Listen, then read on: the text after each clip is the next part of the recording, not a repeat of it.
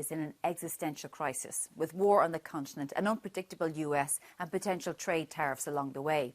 For the Europe Conversation, I catch up with former head of the WTO, Pascal Lamy. He says the EU should negotiate rather than retaliate, but with a gun in its pocket. Pascal Lamy, thank you very much for joining us on the Europe Conversation. I'm going to start with you to ask you about, your impression of the world we're in now. Now that Donald Trump is back in the White House, that there seems to be a backlash against globalisation, against free trade, against basic policies, in relation to civil rights and so on. How do you feel the world is right now? It's in bad shape, and in a much worse shape than the world I've been living with and working with for many years of my life.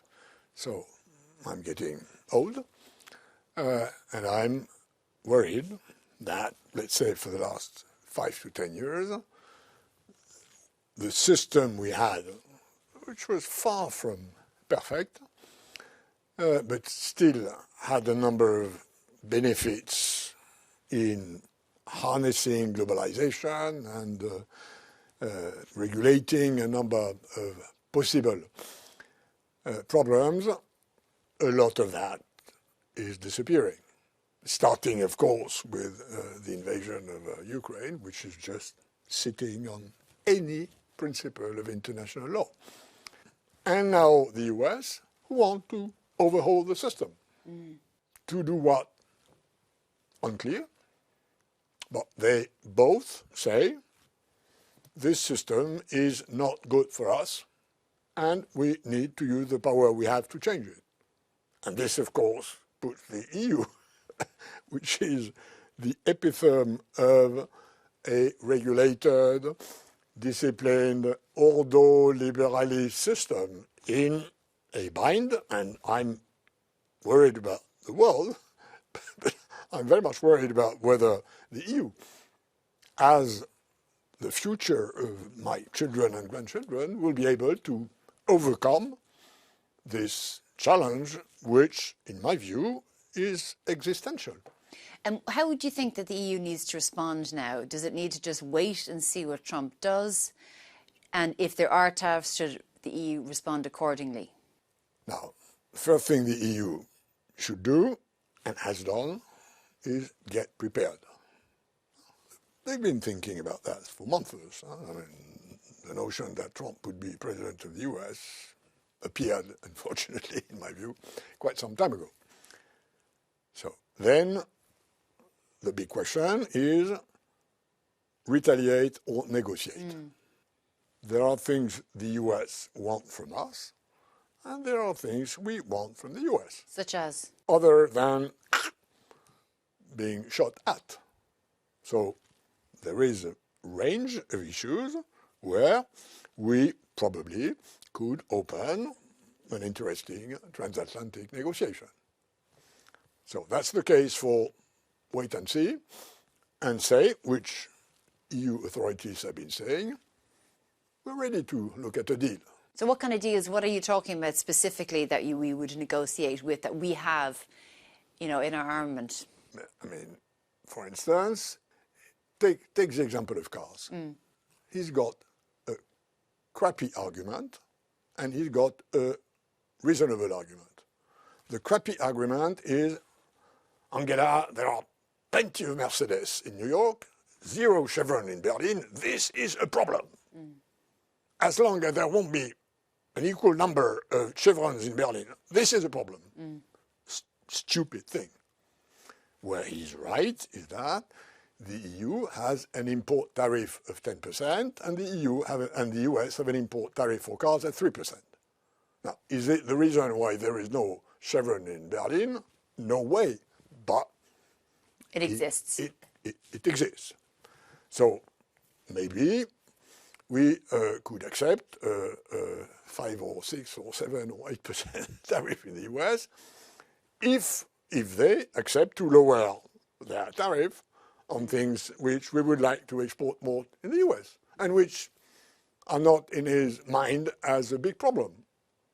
Or maybe we could negotiate that against something to be done in NATO that the US don't want to do, but that we want to do. So there are plenty of things. Now, of course, and that's my experience of negotiating with the US and China and other big shots when I was in this business, you should do that with a gun in your pocket. If you negotiate with the mafia, you may have to, but you need a gun in your pocket. You need to show your strength and say, ready to deal. But if the deal does not work, if you believe you will debalance the deal just because you are threatening us, we have the means to retaliate, which is true because we have a large market and US exporters of a number of products will have problems if we retaliate. Where did it all go wrong? I mean, do you understand the backlash against globalization? I've always said, and you and others always heard me saying, that globalization is here to stay, not least because 3/4 at least of the people of this planet like globalization because they see it as a better future for them because they are poor. And second, so it's here to stay, but in a different shape. But the world will not deglobalize. Now, what I've always said is globalization is efficient and painful, and it is efficient because it is painful, and it is painful because it is efficient. If I do something better than you do, and you do something better than I do, it's a win-win. And speaking of shocks from outside, you have Elon Musk, who's basically in the White House now, saying that he's interfering in UK politics, but also German politics. Do you think European politics can stay the course to protect itself? I mean, we have to. At the end of the day, we've mentioned the environment, we've mentioned trade, at the end of the day, what matters is values. And are those values being diminished? They are European values. But are they being diminished by the rise to the right? Of course they have been diminished. I mean, democracy has receded by, let's say, 15 or 20% for the last 20 years. The biggest danger, when I discuss with my American friends who don't like Trump, and I have more of that in my sample, understandably, European Social Democrats are flabbergasted at Trump, although we try to understand. What they tell me is that the real danger is if the roots of American democracy are rotten. Corruption, I've been working with Transparency International, who's the main international organization fighting against corruption for 35 years now. Corruption is a terrible destruction of democracy. Just before I let you go, the Mercosur trade deal, which has been sort of on the table for decades, pretty much, your own country, France, is really dead against it. So are other countries, but France is really leading the charge. What do you think France should do in relation to Mercosur? Can you understand the French farmers and agricultural industry? No, I mean, I can understand part of why French farmers are unhappy. And I do understand why they are unhappy. But what I know is that the reasons they have to be unhappy has nothing to do with Europe or Mercosur. They have to do with the way the French have handled the common agricultural policy within France. So for the French farmers who are angry, and I can understand why some of them are angry, not all, some of them are doing pretty well. But like the smaller farmers are angry. The smaller farmers have good reason to be angry, but it's not because of Europe. Europe has always helped them. It's not because of Mercosur. It's because of the way the French have interpreted, translated, implemented a number of, for instance, precautionary regulation coming from Brussels. So the Mercosur plays the role of a scapegoat. But, I mean, it's not just the French farmers. Farmers across Europe would say that they are producing to a particularly high standard, Yeah. but then what they'll have to endure is beef and agricultural products coming into their market that is produced at a much lower standard, so This is therefore wrong. cheaper. Okay. This is wrong. There is no chicken that enters the EU market if this chicken does not follow the same regulatory phytosanitary standards as the one which are implemented in Europe.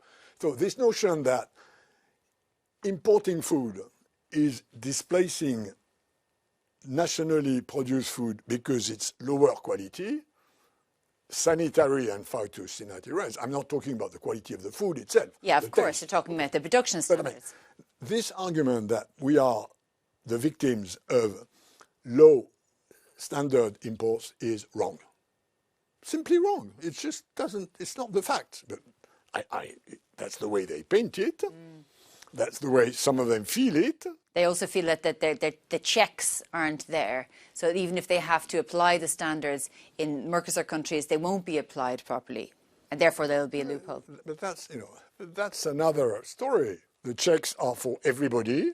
And we do import quite a lot from Mercosur today. So if we have a Czech problem, let's solve the Czech problem. Okay. But it's not in importing a bit more from Mercosur in order to export quite more to Mercosur that the Czech problem will be changed.